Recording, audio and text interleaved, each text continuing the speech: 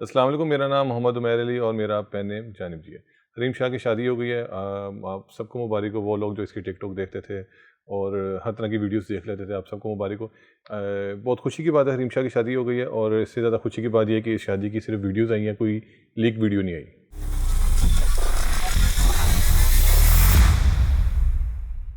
अच्छा जी, ये जो शादी हुई है ये ना बहुत जल्दी हो सकती थी, बहुत मतलब पहले हो सकती थी, ये लेट हुई है। उस लेट होने की वजह जो है ना वो एक करैक्टर है जिसकी वजह से शादी थोड़ा सा लेट हुई है और उस करैक्टर का नाम है मुफ्ती कवि।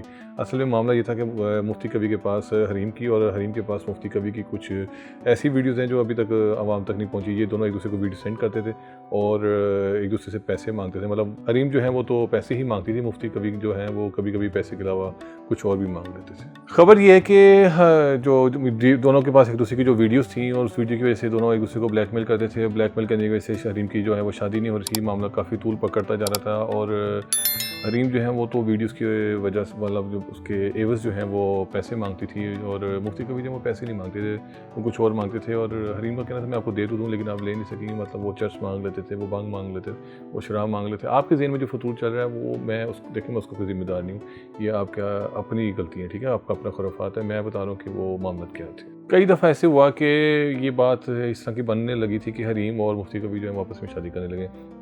तो जब भी ये लगा कि मतलब मुफ्ती कवि को यकीन हुआ कि ये शादी होने वाली है, बात बनने वाली है, तो वो क्या करते थे, वो सख्त गर्मी में भी अगर हरीम मान जाते तो छुआरे मंगवा लेते थे, वो तली हुई मछली मंगवा लेते थे। मतलब फुल मूड में आ जाते थे कि वो ठीक है यार, अब शादी होने वाली है, ठीक है। वो लेकिन वो जो हरीम है वो हर दफ़ा जो है वो इनकार करती थी, कोई ना कोई वजह बना देती थी, वो ऐसी रीज़न दे देती थी जिस वजह से मुफ्ती कवि भी चुप कर देते थे। फिर मुफ्ती कवि जो है वो दोबारा एक्साइटेड करने के लिए हरीम को वो जो है वो क्या कर सकते थे, वो कुछ नहीं कर सकते। वो दोबारा से उनको वीडियो कॉल करते थे, एक महंगे तरीन मोबाइल से वीडियो कॉल करते थे जिससे उनका पेट थोड़ा कम नजर आए और मतलब वो खूबसूरत लगे और वो कपड़े मतलब अपने कम पहनते थे और वो इस तरह की कॉल करते थे जिससे हरीम जो है वो दोबारा थोड़ा सा एक्साइटेड हो और सोचें कि चले यार ये मुफ्ती कवि तरफ जो है वो एक बड़ा कूल और बड़ा हैंडसम आदमी है।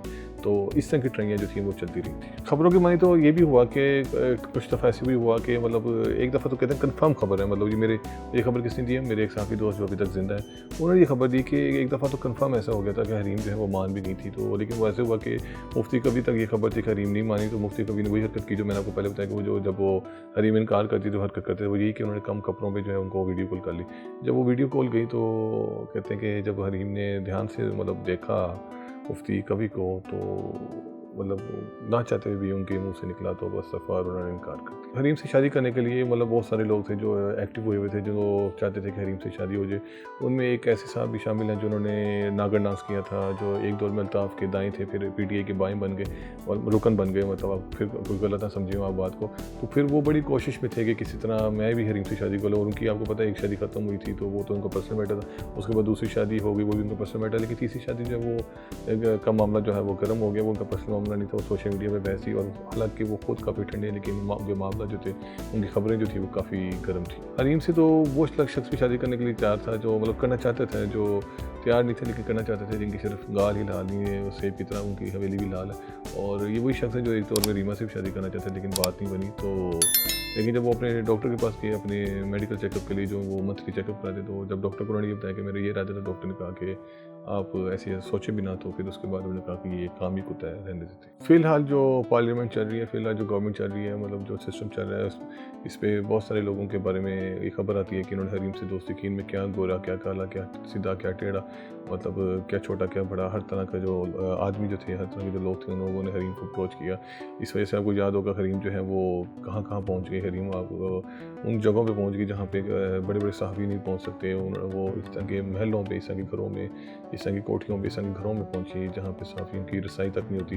तो हरीम को बहुत लोगों ने अप्रोच किया। हरीम जो है वो एक फ़ेमस करैक्टर हो गई और इस दौरान जो है वो मुफ्ती कवि जो है वो राब्ते में रहे और मुफ्ती कवि को फ़ील होता था कि ये मेरी चिड़िया, इसको ये मेरे साथ ही आना चाहिए, मतलब मेरे साथ इसका जो है आखिरी डेस्टिनेशन होनी चाहिए। जब मुफ्ती कवि को ये खबर मिली कि हरीम की शादी हो गई है, तो वो सारी रात पहले वो हरीम की टिकटॉक वीडियोस देखते थे। उसके बाद वो हरीम की वो वीडियोस देखते थे जो अब तक लीक हो चुकी हैं। उसके बाद उन्होंने वो वाली वीडियोस देखी जो अभी तक लीक नहीं हुई। तब भी उनकी रात गुजरना मुश्किल हो रही थी। फिर उन्होंने इंग्लिश वीडियोस देखना शुरू किया और उसके साथ इंग्लिश पानी पीना शुरू कर दिया। फिर जाके उनकी किसी तरह से मुश्किल से ये जो है वो रात गुजरी। तो जब इसकी शादी का मामला जो है वो कंफर्म हो गया तो मुफ्ती कवि ने जो क्या किया, उन्होंने हरीम को एक मैसेज किया।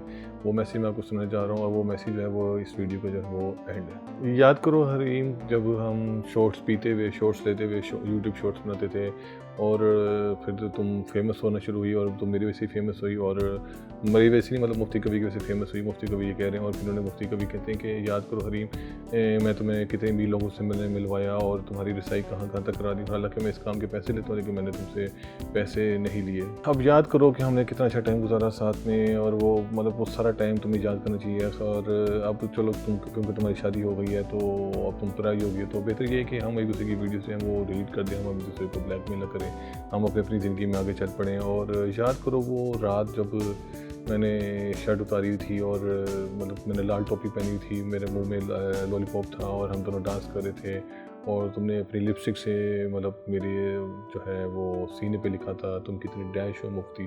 तो ये सारा टाइम जो थे हमारे थे, हमने एंजॉय किया था और मैंने तुम्हें बताया था कि किस तरह किस टाइम कौन सा नशा करते हैं और किस तरह अपने आप को कंट्रोल में रखते हैं और वो किस तरह से, मतलब याद होगा तुम्हें सारी पार्टीज़ जो मैं तुम्हें वहाँ पे लेके गया और तुम्हें याद होगा कि वहाँ पे लोग मेरी कितनी इज़्ज़त करते थे, मेरे मुंह पे मुझे क्या कहते थे और मेरी पीठ पीछे क्या कहते थे। तो अब ठीक है, वो टाइम सारा गुजर गया है। तो उसके बाद जब ये उन्होंने मुफ्ती ने इनको मैसेज किया, उसके बाद मुफ्ती ने फिर क्या किया, उन्होंने मतलब टाइम गुजरना थोड़ा मुश्किल हो रहा था तो उन्होंने 2 तरह के गाने सुनने शुरू किए। एक थे नुसरत फ़तेह अली खान साहब के पाकिस्तान के, और इंडिया से उन्होंने किशोर कुमार के गाने सुनना शुरू किए और वो गाने सुनते रहे, दुखी दुखी गाने सुनते रहे, हर तरह के गाने सुनते रहे। और उसके बाद फिर ऐसा टाइम आया कि मुफ्ती साहब को जो है वो बड़ी मुश्किल से जो है वो नींद आ ही गई। तो हरीम ने सुबह सुबह फिर एक मैसेज किया, तो वो मैसेज जब मुफ्ती साहब उठे तो उनको मिला तो मुफ्ती साहब बड़े खुश हुए और वो इस मतलब एक्साइटेड हो गए और वो बड़े खुश थे कि क्या हरीम ने मुझे मैसेज किया। लेकिन हरीम ने उस मैसेज में बाय बाय मैसेज किया था और कहा था कि बस ठीक है, हमारे मामला ख़त्म हो गए हैं और मेरी शादी हो गई है। तो मुफ्ती तुम, और फिर ये भी कहा कि मुफ्ती तुम बड़े ज़बरदस्त आदमी हो और उन्होंने वो एक वाक़या याद कराया मुफ्ती साहब को कि जी जब PTI का एक आदमी जो है वो सियासी कारकुन, जब उसके पास से शराब बरामद होती थी तो बड़ा परेशान था। उसने मुफ्ती कवि को फ़ोन किया था और कहा था कि मुफ्ती साहब जब आप कहीं पकड़े जाए तो आप क्या कहेंगे। तो मुफ्ती ने कहा मैं ये कहता हूँ कि ये मेरे पास शहद है। तो याद है मुफ्ती तुम्हारे मशवरे पे उसने ये कहा था। तो हरीम ने जब सारी बातें निकाली तो एंड में कहा कि मुफ्ती तुम बहुत ही कमाल और ज़बरदस्त के आदमी हो, तुम्हें मेरी ज़िंदगी में बड़ा मेरा रोल है तुम्हारा, तो मैं तुमसे बड़ी प्रेस हूँ, लेकिन अब फिल्म हूँ और हम दोबारा इन तब बातें करें। तो मुफ्ती साहब इस मैसेज के बाद ज़रा हंसे मुस्कुराए और उन्होंने शहद मतलब समझ गए होंगे अब उसके इस्तेमाल में इजाफा किया और अपने आप को मैसेज दिया कि मैं एक सख्त लौंडा हूँ और हरीम को हमेशा हमेशा के लिए। तो अगर आपने हरीम की कोई और मुफ्ती साहब की कोई वीडियो देखी है जो लीक मतलब हुई है और तो और आप, या फिर अगर आप उस कबीले से ताल्लुक़ रखते हैं जो लीक वीडियोस नहीं देखते, तो दोनों सूरतों में आपने जब इस वीडियो को लाइक करें, कमेंट करें, शेयर करें और मेरे चैनल को सब्सक्राइब करें और देखते रहें चैनल जी।